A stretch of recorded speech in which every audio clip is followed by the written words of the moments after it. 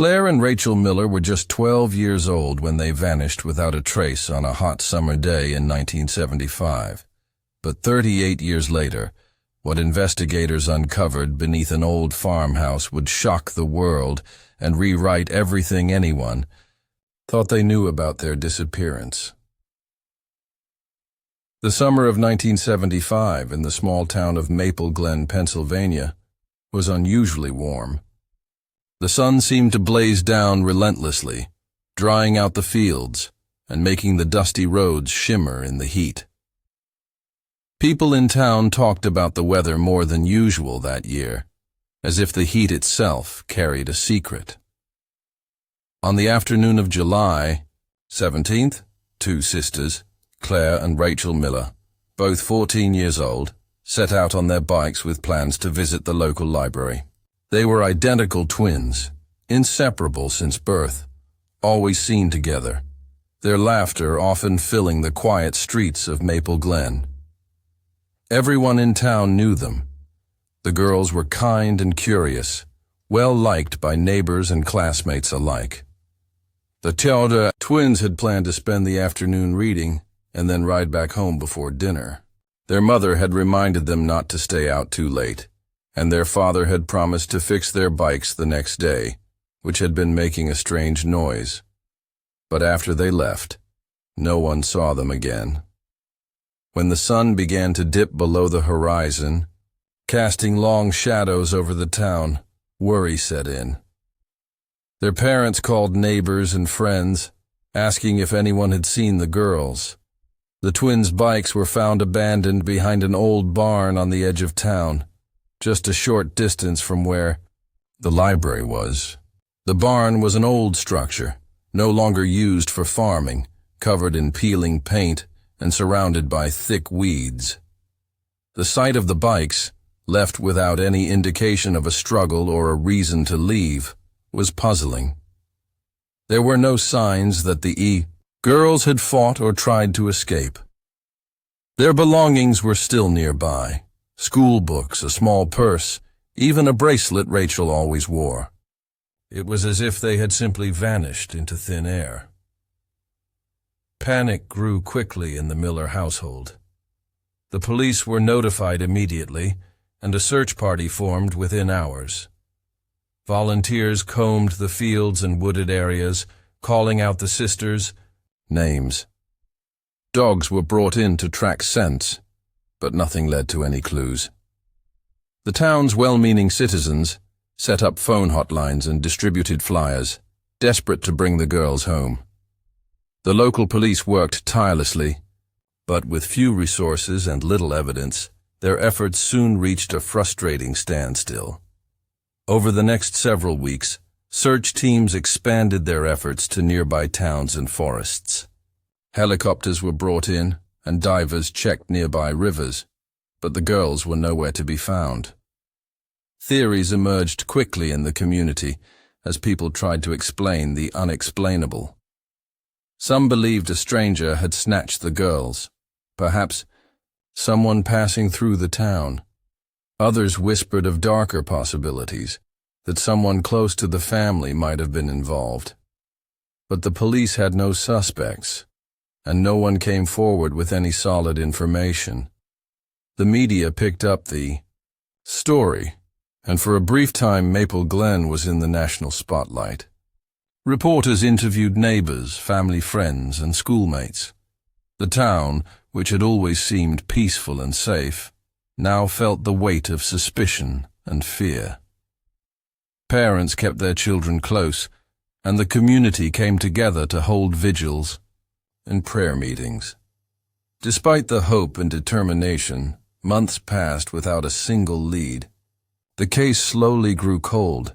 Investigators continued to review the files, occasionally following tips from the public, but none brought them closer to finding Claire and Rachel.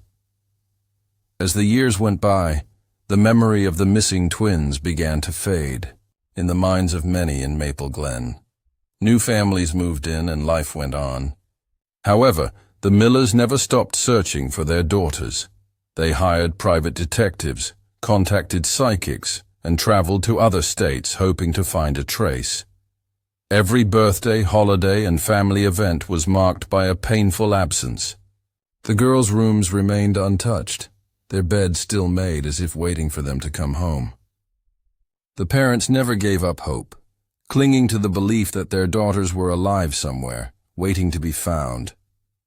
Occasionally, strange reports surfaced, a woman resembling one of the twins spotted in a nearby city, or a mysterious call, with a voice that sounded like Rachel. Each tip was followed up, but none were ever confirmed. The community held on to the memory of Claire and Rachel in quiet ways. The local library dedicated a corner in their honor, filled with books on missing persons and cold cases. The old barn where their bikes were found became a symbol of mystery and loss, visited by curious strangers and mourners alike. In the early 1980s, advances in forensic science brought new hope to the case. Detectives revisited the evidence, looking for anything overlooked, but the technology of the time was still limited, and no breakthroughs came. The trail was cold, and with every passing year, the chances of finding the girls alive diminished. The town of Maple Glen learned to live with the unanswered questions, though a shadow lingered over the community. Parents warned their children to be cautious, and the story of the Miller twins became a cautionary tale told in hushed tones. What made the disappearance even more baffling was the lack of motive or suspects. The twins were well behaved, close to their family, and had no known enemies. Their disappearance did not fit the pattern of random kidnappings or runaways. It was as if the girls had simply been erased from the world. The old barn where the bikes were found became a place of speculation. Some said it was haunted by the spirits of Claire and Rachel. Others believed it was the last piece of a terrible puzzle yet to be solved. Decades later, the case of Claire and Rachel Miller remained one of the most haunting mysteries in Maple Glen's history. The warmth of that summer day in 1975 had been replaced by a cold silence that no one could explain. The story of the two sisters who vanished without a trace stayed alive in the hearts of their family and the whispers of the town, waiting for the day when the truth would finally come to light. Nearly 4 decades passed after Claire and Rachel Miller vanished without a trace, and the town of Maple Glen slowly adjusted to their absence. The story of the missing twins had become part of local folklore, a haunting reminder of a summer that changed everything. Most people had long accepted that the girls were gone, their fate a mystery sealed by time. But in the summer of 2013, an unexpected discovery reignited the case, bringing hope and shock to a town that had almost forgotten the pain. A woman named Ellen Parker was renovating an old farmhouse just outside the outskirts of Maple Glen. The house had been abandoned. For years, its windows boarded up and its walls cracked and weathered. Ellen had purchased the property with plans to restore it to its former charm, unaware of the dark history attached to the land. As workers tore up the worn wooden floorboards in the living room, they uncovered something unusual, a small, rusted metal box hidden beneath a loose plank. Inside the box was an old letter, yellowed with age and stained by water damage, its edges brittle and torn. The handwriting was faint but readable.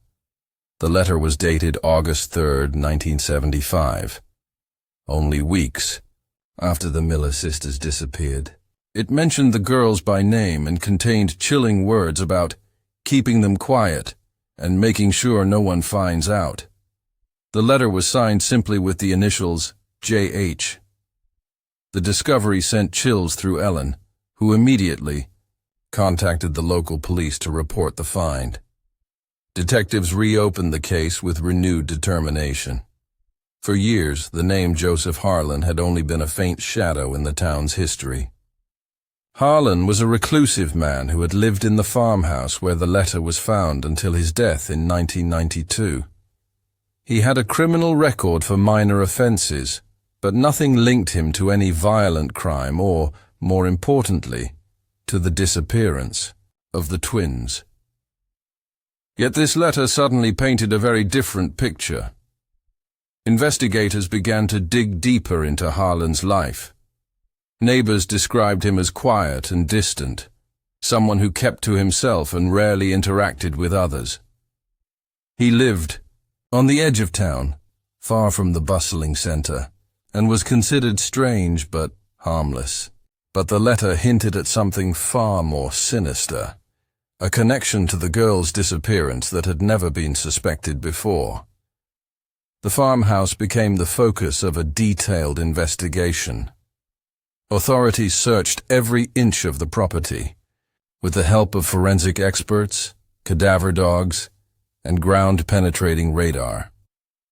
For weeks, the area was combed thoroughly, and every inch of the house and surrounding land was examined for evidence. The police hoped to find something concrete, something that would finally explain what had happened all those years ago. The search took a surprising turn when the radar detected an anomaly in the backyard. Beneath a thick layer of dirt and concrete, there appeared to be a hidden chamber, something deliberately concealed.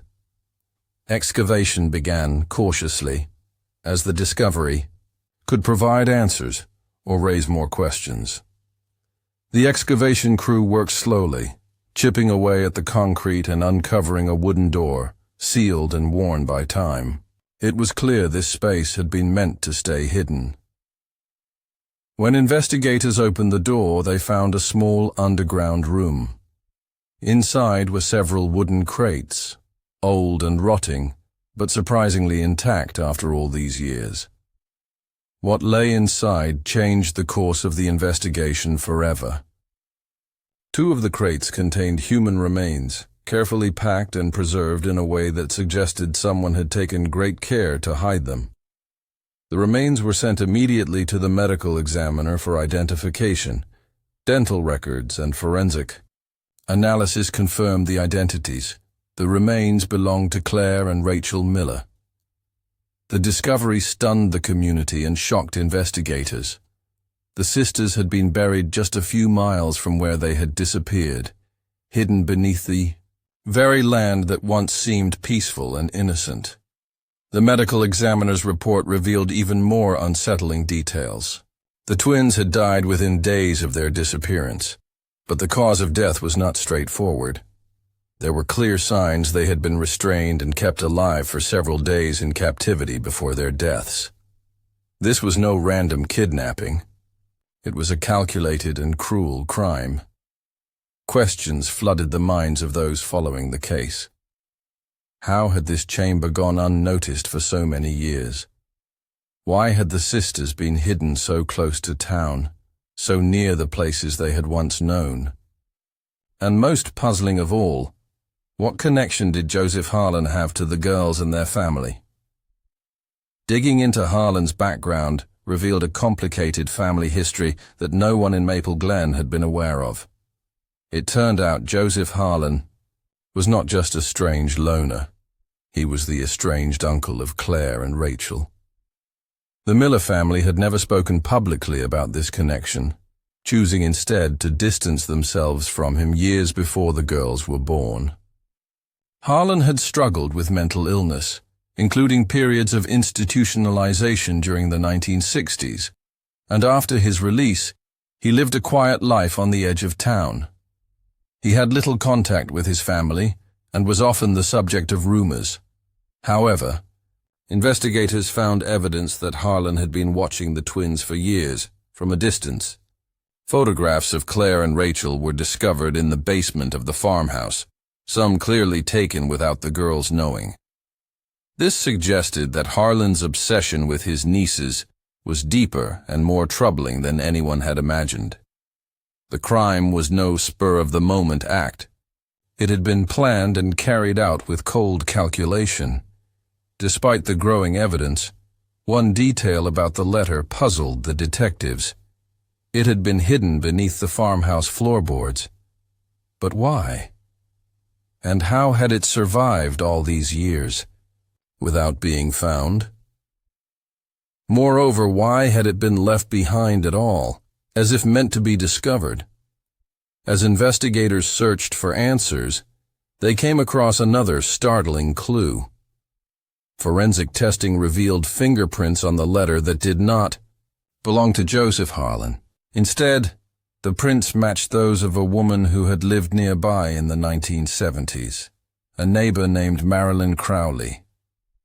Marilyn had always been considered a quiet, unassuming figure in the community. But when questioned years later, she made a shocking admission. She said that Harlan had come to her days after the twins disappeared, desperate and afraid. According to Marilyn, he begged her for help, claiming that if anything happened to him, the letter should be kept safe. She had hidden it under the floorboards, too frightened to involve the authorities at the time. This confession reopened wounds and questions. Had Marilyn known more than she admitted? Was she a witness, an accomplice, or simply someone too terrified to intervene? The lines between victim and perpetrator blurred in a way no one expected. The letter was both a clue and a confession, revealing a dark story that had been buried beneath layers of fear and silence for nearly 4 decades. The discovery of the letter and the hidden chamber reignited the search for truth in Maple Glen.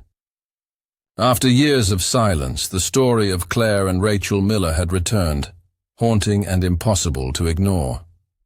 The town grappled with the chilling realization that their neighbors might have hidden secrets darker than anyone dared imagine, and the quiet farmhouse on the outskirts became a symbol of a mystery that was finally starting to unravel. The discovery of the hidden chamber beneath Joseph Harlan's farmhouse was a breakthrough no one expected after so many years of dead ends. When investigators first descended into the small underground room, the air was thick with dust and the faint smell of decay. It was a space barely large enough for a person to stand in comfortably, sealed off from the world for nearly 4 decades. The wooden crates inside were stacked neatly, as if someone had taken care to preserve their contents in secret. Opening the crates was a grim task. Inside, wrapped carefully in tattered cloth and decayed packaging, were the remains of 2 young girls. The forensic team worked meticulously to collect every piece of evidence, knowing that these bones held the key to understanding the mystery that had haunted Maple Glen for so long. Dental records quickly confirmed the unthinkable. The remains belonged to Claire and Rachel Miller, the twins who had disappeared in the summer of 1975. The news spread through the town like wildfire. Families gathered at the local church, tears falling as the truth began to sink in. The 2 sisters who had vanished so mysteriously had been hidden close to home all along, buried beneath the ground of a quiet farmhouse just miles from the center of Maple Glen. It was a revelation that shattered the fragile peace the town had tried to maintain for decades. As the medical examiner conducted a thorough investigation, the details emerged with a disturbing clarity. The twins had died within days of their disappearance, but they had not been killed immediately. Instead, evidence showed they had been held captive in the underground chamber, restrained and isolated before their deaths. The bones revealed signs of physical trauma, and the bindings found with the remains suggested they had been forcibly confined. The cause of death was not a simple accident or a quick act of violence. The girls had suffered, held against their will, deprived of freedom, and subjected to fear and pain in those final days. This was not just a case of kidnapping gone wrong. It was a story of cruel imprisonment and a deliberate attempt to keep their fate hidden. The existence of the underground room raised more questions. How had Joseph Harlan managed to build such a secret space? The farmhouse had stood there for decades, and yet no one had ever suspected what lay beneath the floorboards. It was clear that Harlan had planned this carefully, constructing the chamber to ensure the girls would never be found. The concrete slab that sealed the entrance was thick and reinforced, designed to keep it hidden even from the closest neighbors. Detectives uncovered blueprints of the farmhouse in town records and matched them with the excavation findings. The hidden chamber was an afterthought, added sometime after the original construction. This suggested that Harlan had premeditated his crime, waiting for the right moment, then using the secret room as a prison. The care with which the crates were packed showed a terrifying level of control, as if he was both trying to hide and preserve the evidence in case he was ever caught. While the discovery provided closure in one sense, it opened a new chapter of horror and confusion. The community struggled to come to terms with the fact that such evil could exist so close to them without anyone noticing. Questions about the man himself began to dominate the investigation. Joseph Harlan had been considered a recluse, but not a dangerous one. His criminal record was limited to minor offenses, and he had no known history of violence toward children. Now, however, the evidence painted a starkly different picture. Harlan had kidnapped his own nieces, kept them captive, and ended their lives in that hidden cellar. The motive remained unclear, but his obsession with the twins was undeniable. As investigators searched Harlan's property more thoroughly, they found disturbing artifacts in his basement. Dozens of photographs of Claire and Rachel taken from a distance, some showing the girls unaware they were being watched. Scrapbooks filled with newspaper clippings and personal notes detailed their lives over the years. It became clear that Harlan had been fixated on the girls long before the abduction.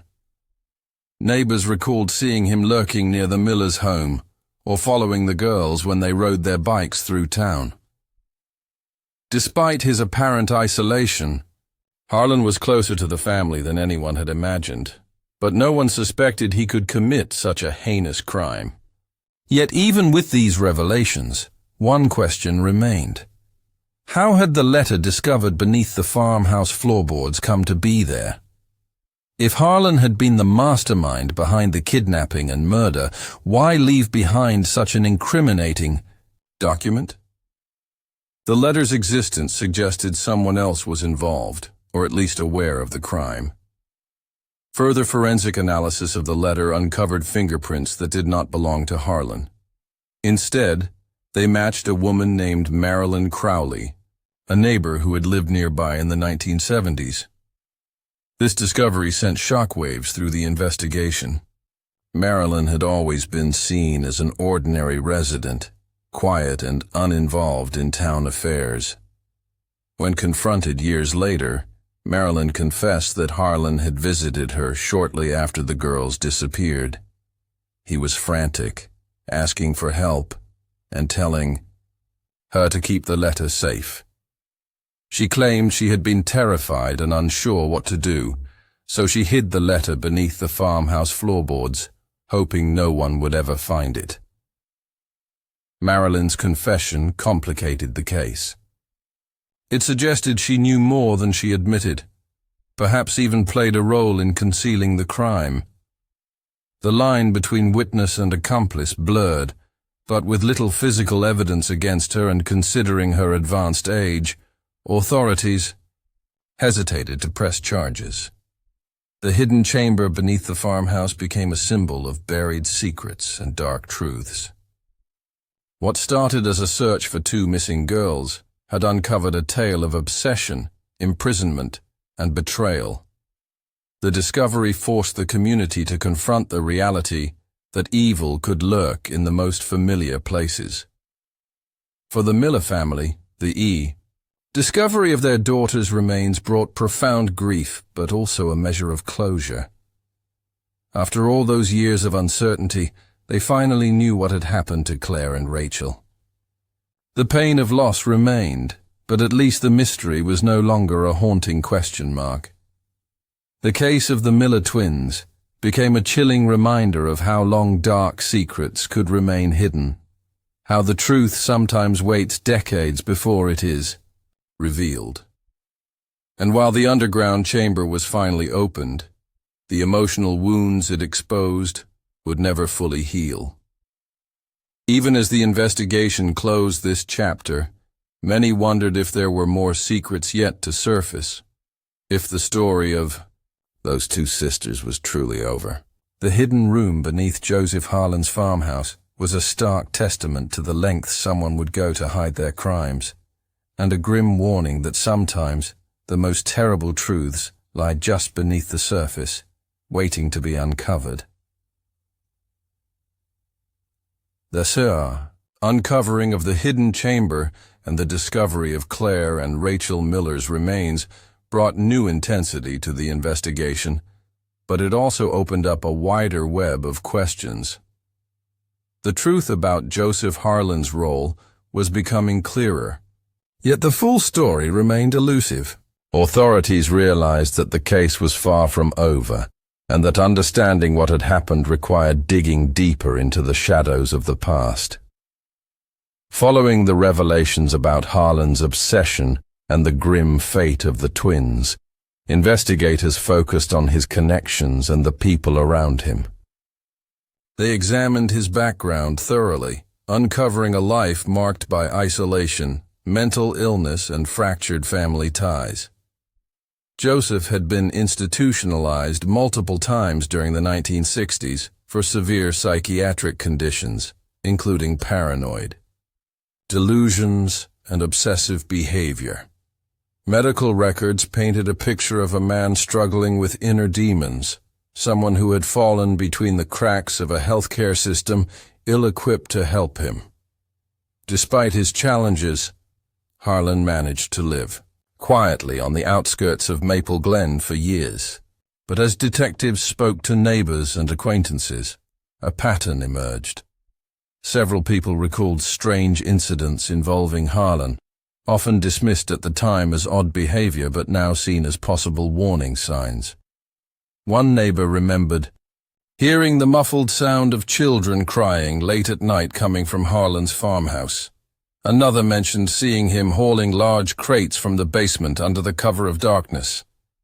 No one had thought to connect these details to the disappearance of the Miller twins until now. The police also revisited the Millers themselves, speaking again with family members to understand the dynamics that might have contributed to the tragedy. The Miller family had kept a painful secret. Joseph Harlan had been cut out of the family's life years before the twins were born. There had been a bitter falling out over inheritance and accusations of unstable behavior. The Millers had hoped to protect Claire and Rachel from their uncle, but it seemed he had found a way to insert himself back into their lives in the most devastating way possible. As investigators dug deeper into the timeline, they discovered that Harlan had been watching the girls for months before the abduction. Surveillance photos and notes indicated he was obsessed, documenting their routines and movements. This information was chilling, revealing a carefully planned crime rather than a spontaneous act. But there was still a mystery surrounding Marilyn Crowley, the neighbor who had hidden the incriminating letter beneath the farmhouse floorboards. Her role in the case was murky and raised difficult questions about complicity and fear. Was she simply terrified of Harlan, or was there more to her story? When pressed, Marilyn admitted to knowing about the letter but claimed she had no idea about the full extent of what had happened. Her admission that Harlan had visited her after the disappearance suggested a level of involvement that had previously gone unnoticed. Investigators began to suspect that Marilyn might have been the only person who truly understood the danger Harlan posed. She seemed to have been trapped by fear and uncertainty, unsure whether to protect herself or help the missing girls. Despite this, there was no evidence that she had directly participated in the crime, and she was never charged.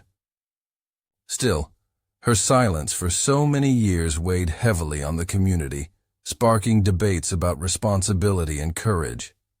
The more the case unfolded, the more it became clear that Harlan's crime had been enabled by the isolation and mistrust that surrounded him.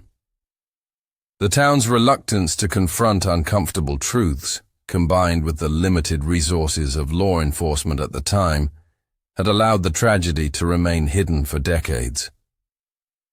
New forensic technologies brought fresh insights. As well, DNA testing was performed on the remains and the items found in the chamber. Although the DNA matched Claire and Rachel, other unidentified genetic material was discovered. Investigators theorized that this could belong to an accomplice or someone else involved. This opened a new lead, but after extensive investigation, no other suspects were identified.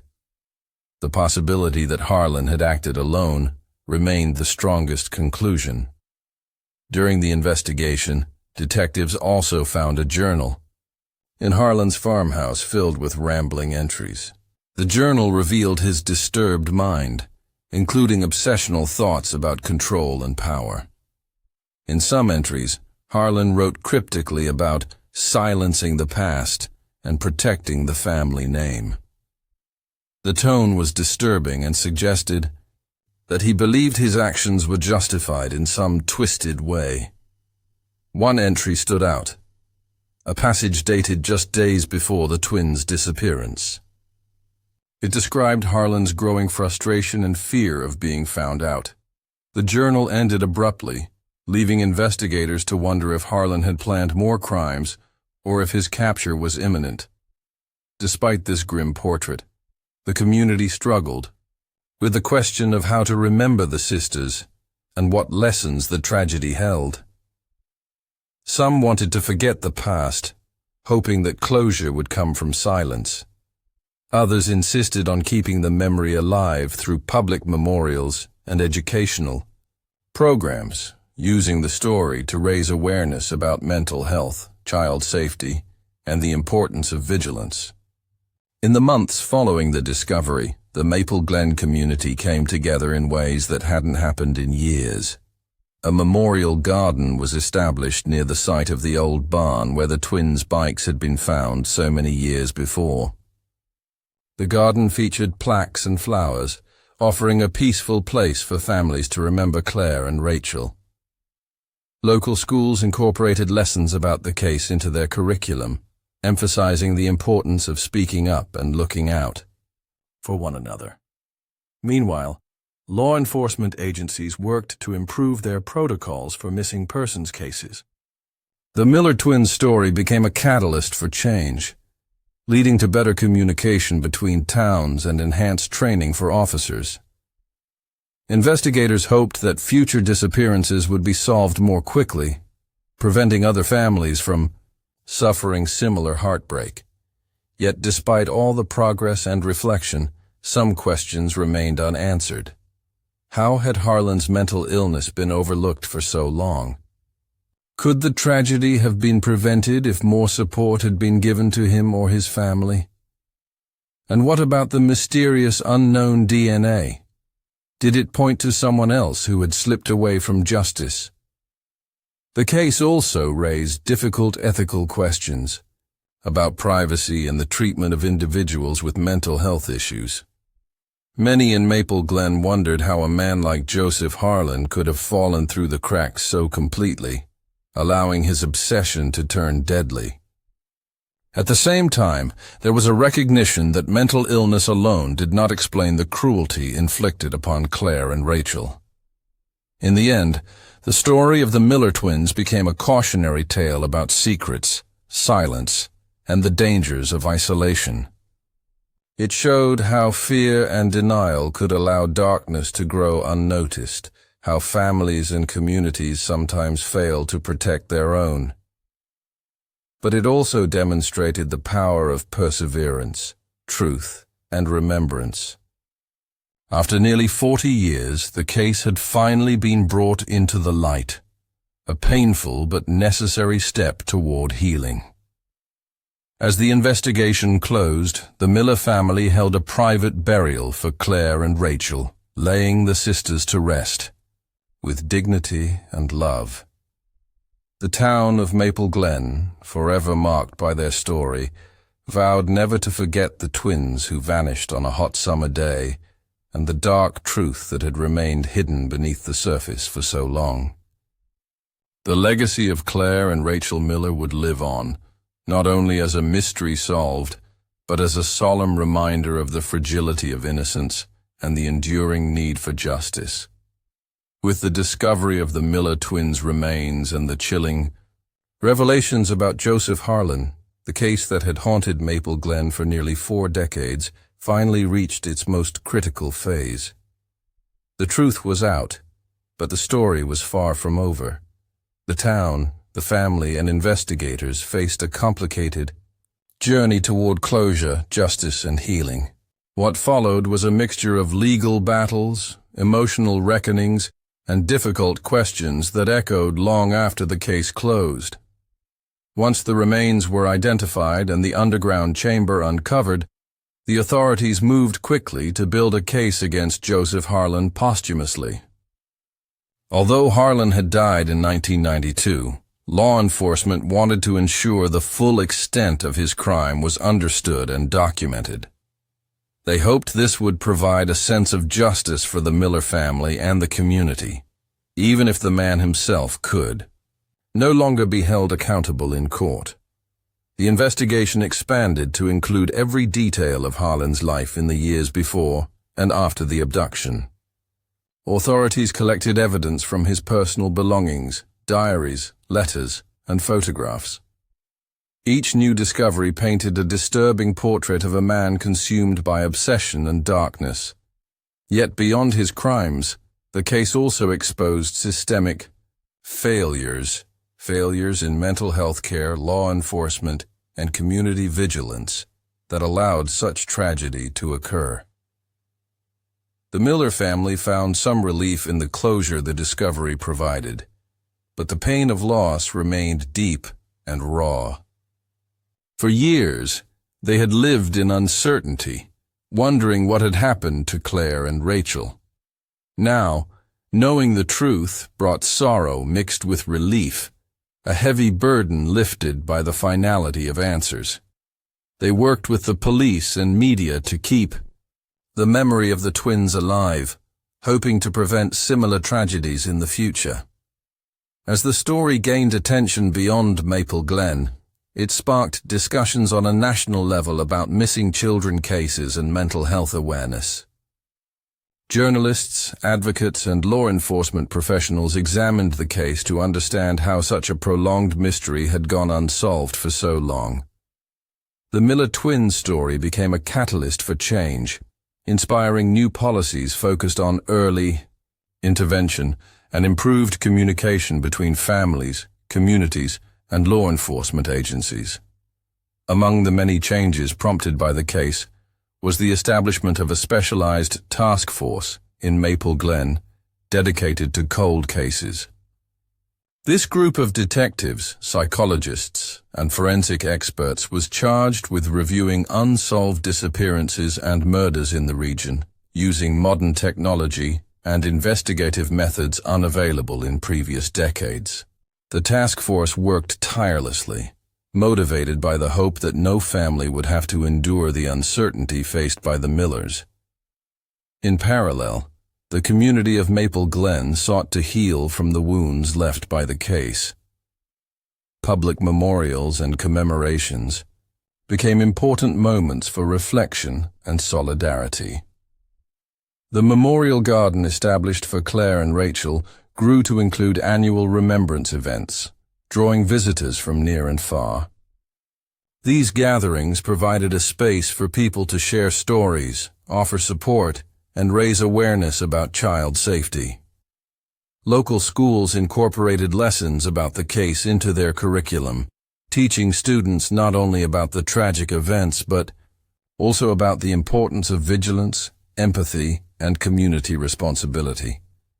Educators used the Miller twins story to emphasize that silence and fear can enable harm, while courage and communication can protect and save lives. These lessons resonated deeply with young people, many of whom took active roles in advocacy and outreach programs. The legal and ethical debates surrounding the case also continued long after the investigation closed. Questions about mental illness, responsibility, and justice became focal points in community forums and professional conferences. Experts debated how society should balance compassion for those struggling with mental health issues against the need for accountability and protection of vulnerable individuals. Some residents wrestled with feelings of guilt and regret. Had they missed signs? Could they have done more? These reflections spurred a broader conversation about how communities can support each other, especially those who live on the margins or suffer in silence. The case became a painful reminder that vigilance and connection are essential to preventing harm. At the same time, the case forced a reckoning within law enforcement. Officers involved in the original 1975 investigation faced criticism for what many saw as missed opportunities and lack of coordination. However, many also acknowledged the limitations of the time. Lack of technology, resources, and training made solving such cases difficult. The renewed investigation and the lessons learned helped transform policing strategies, emphasizing the importance of persistence, innovation, and collaboration. One unexpected aspect of the case's aftermath was the emergence of previously unknown voices.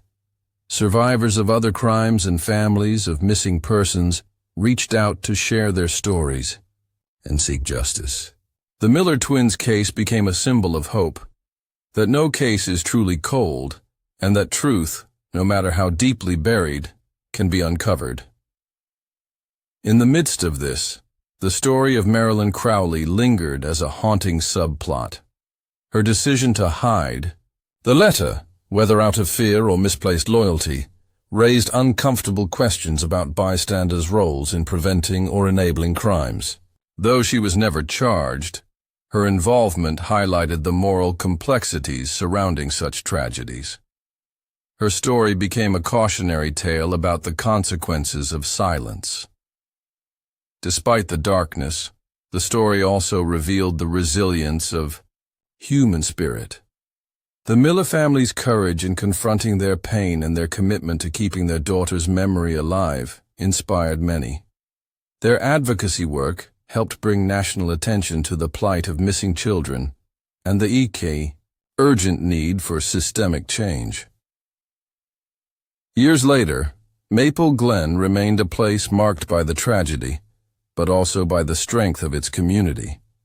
The farmhouse where Joseph Harlan had lived was demolished, and the land was left fallow as a reminder of the past.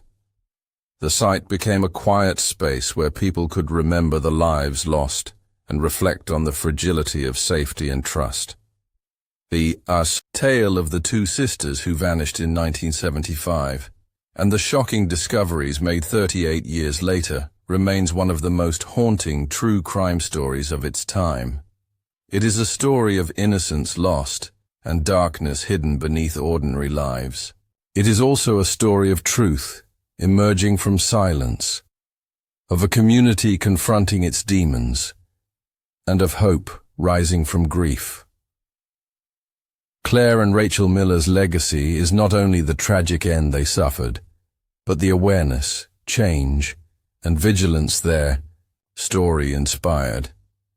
Their disappearance and the investigation that followed remind us that justice, though sometimes delayed, is worth pursuing, and that in the quiet corners of forgotten places, the truth can still be found, if only we dare to look.